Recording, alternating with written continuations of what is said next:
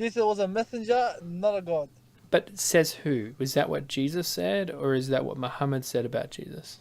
Jesus was a messenger. Says who? Based on what information? Are you getting that from the Quran? You're not getting that from the words of Based on Jesus. everywhere. Well, have you read the words of Jesus that we actually have from the first century? Have you read the words of Prophet Muhammad? I have. I have read the entire Quran myself. I've read many of the hadiths as well.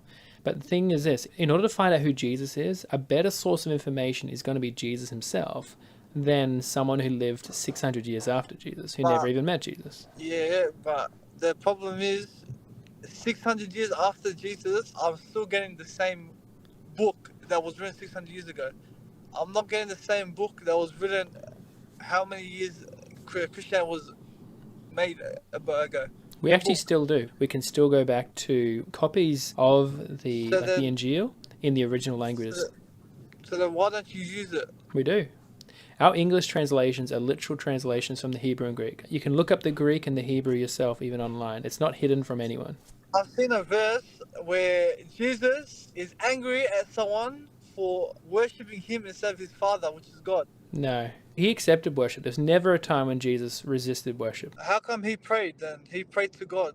He prayed to his Father because within the Godhead there are three persons, Father, Son, Holy Spirit. There's one God, not three gods, but that one God consists of three distinct persons. And so that is why Jesus would speak to the Father. The Father also speaks back to the Son. The Father calls Jesus God in Hebrews chapter 1 verse 8.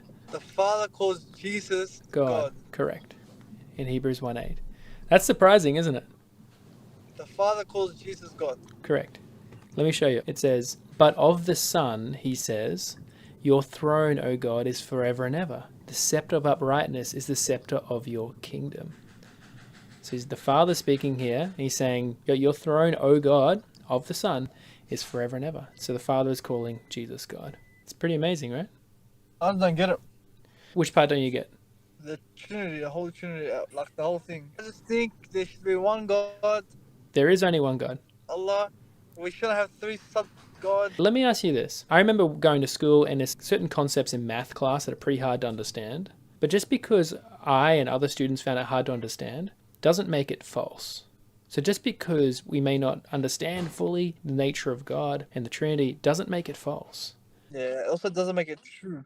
I understand, and that's why we have to see, okay, if this is what Jesus taught, and if this is what the gospel and the Torah teaches, then therefore we should accept it even if we find it hard to understand.